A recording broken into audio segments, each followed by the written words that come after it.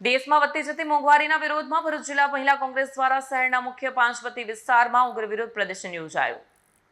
ભરૂચના પાંચબત્તી વિસ્તારમાં જિલ્લા મહિલા કોંગ્રેસ દ્વારા મોંઘવારીના વિરોધમાં ઉગ્ર પ્રદર્શન યોજાયું। મહિલા કાર્યકરોએ શાકભાજી, ડુંગળી, ખાંડ અને ગોળની થેલીઓના હાર પહેરી સરકાર વિરોધી સૂત્રોચ્ચાર કર્યા।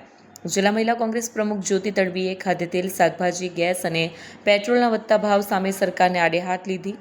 તેમણે જીવન જરૂરી ચીજવસ્તુઓના ભાવ પર તાત્કાલિક અંકુશ લાવવાની માંગ કરી। પ્રદર્શનને પગલે પોલીસે ચુસ્ત બંદોબસ્ત ગોઠવ્યો।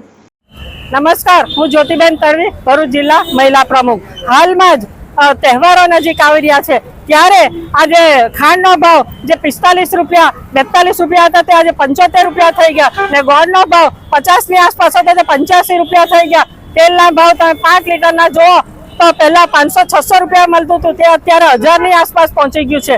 ત્યારે શું આ અચ્છા દિન છે ને હાલમાં તહેવારો આવી રહ્યા છે, રક્ષાબંધન આવી રહી છે, ઈદ એ મિલાદ આવી રહ્યો છે, દરેક જ્ઞાતિના એ તહેવાર આવી રહ્યા છે ત્યારે મોદી સાહેબ એમ કે દાજા પર ડામ આપતા હોય એ રીતે વારંવાર અસહ્ય વધારો કરી રહ્યા છે।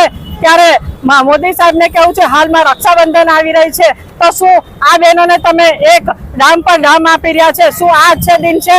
તો મારે મોદી સાહેબ એમ કહેતા હતા કે મારી બહેનો તમને કઈ તકલીફ પડે તો એક ભાઈને લેટર લખજો। હા, તો ભાઈ અમે મોદી સાહેબ તમને લેટર લખીને થાકી ગયા પણ કોઈ પણ વસ્તુના ભાવ અંકુશમાં રહ્યા નથી। રસોડામાં વપરાતું તેલ હોય, શાકભાજી હોય કે ખાંડ હોય, ચા હોય, ગોળ હોય અથવા તેલ હોય, પેટ્રોલના ભાવ જો, ગેસ સિલિન્ડરના ભાવ જો બેફામ વધારો થઈ ગયો છે। ત્યારે આ ભાવ વહેલામાં વહેલી તાકે અંકુશમાં લાવો એવી આજ રોજ અમારી કોંગ્રેસની મહિલા બહેનોની માંગ છે। વિડીયો જર્નાલિસ્ટ વિરેન્દ્ર પાટીલ સાથે સત્ય ટીવી ન્યૂઝ ભરૂચ।